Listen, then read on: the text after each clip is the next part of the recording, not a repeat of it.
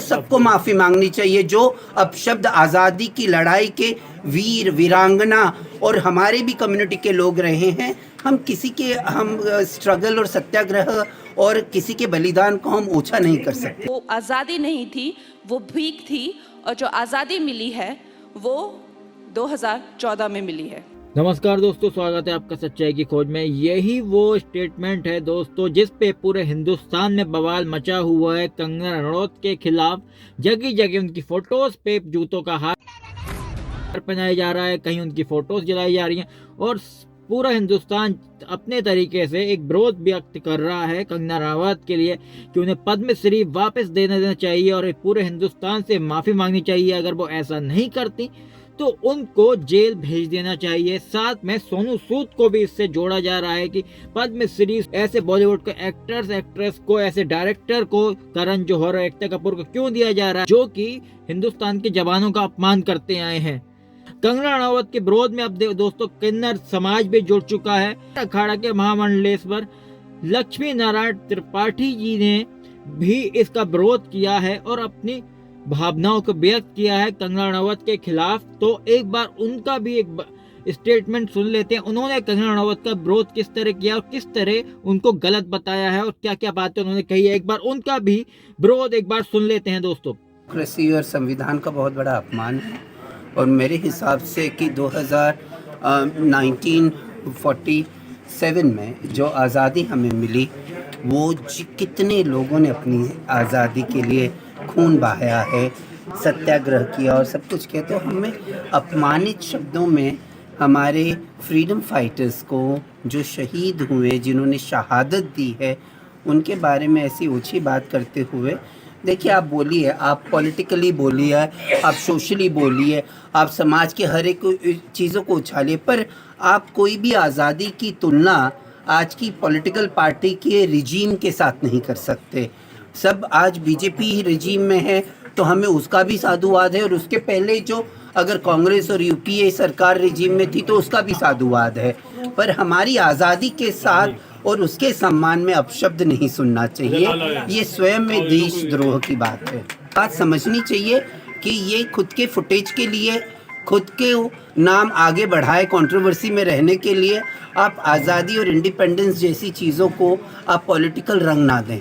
आज़ादी सबकी थी, चाहे वो संघ के थे, चाहे वो संघ के नहीं रहे, चाहे वो लेफ्टिस्ट थे, चाहे वो राइट विंग थे, चाहे वो लेफ्ट विंग थे।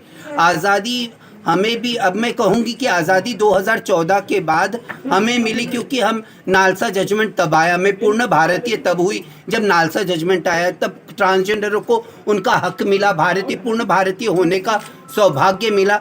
हम ऐसे नहीं कहते ना, हमारे माता पिता ने आज़ाद भारत में सांस लिया तो हमें आज़ादी वही उसी दिन मिली 1947 में, जब असली आज़ादी हमें मिली है। दोस्तों आपने सुना कि लक्ष्मी त्रिपाठी जी ने ये बोला है कि कंगना रनौत ने जो किया है सरासर गलत किया है, हिंदुस्तान से उन्हें माफी मांगनी चाहिए।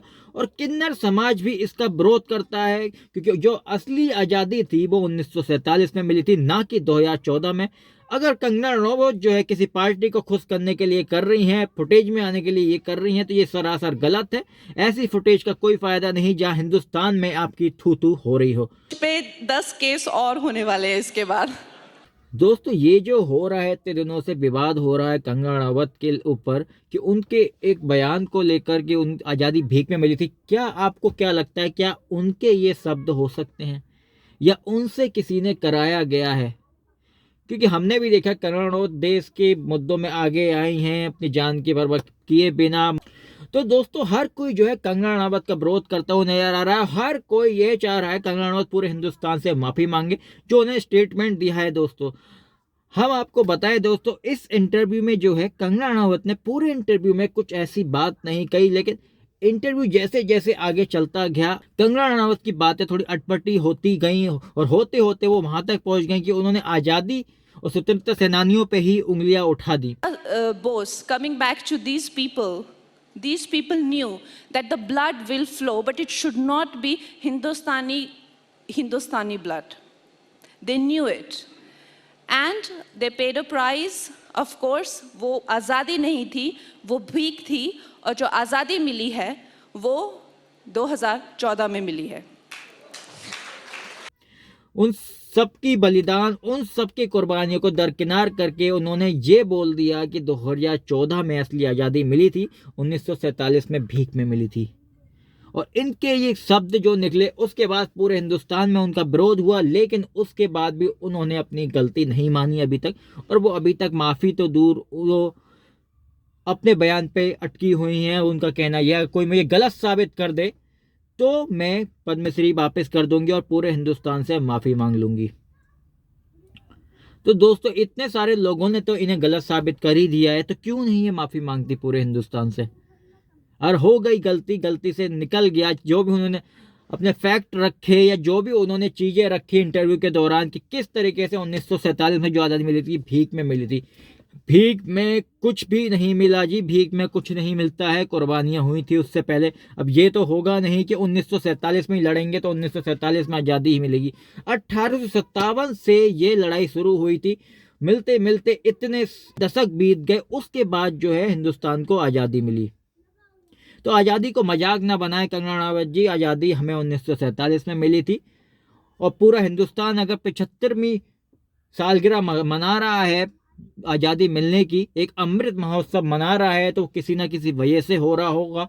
प्रधानमंत्री हमारे जो इतने बेवकूफ़ नहीं हैं कि वो 75वीं सालगिरह मनाए, फिर उनको भी आपके साथ खड़ा हो जाना चाहिए और उनको भी कहना चाहिए आज़ादी भीख में मिली थी, जब बीजेपी आई थी तब असली आज़ादी मिली थी। क्यों ना कंगना रनावत जी, उसी पार्टी को आप सपोर्ट कर रही हैं, और किसी पार्टी को सपोर्ट करना कोई बुरी बात नहीं है, लेकिन उस पर स्वतंत्रता सेनानियों के बलिदान को व्यर्थ दिखा देना ये सरासर गलत है। तो उम्मीद करेंगे कंगना रनावत जो जल्द से जल्द हिंदुस्तान से माफ़ी मांगेंगी। वो भी कई सारे मुद्दों में आगे आई हैं, पहले अपनी जान की परवाह किए बिना, अब उनसे कुछ गलती हुई है तो उसकी माफ़ी मांग ले। माफ़ी मांगने से कोई छोटा बड़ा नहीं होता।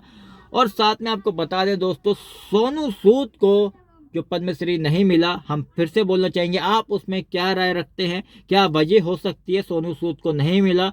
और इतने सारे लोग हैं जो इतना अच्छा काम कर रहे हैं, कोई अपने तरीके से कोई ना कोई काम कर रहा है, मदद कर रहा है लोग।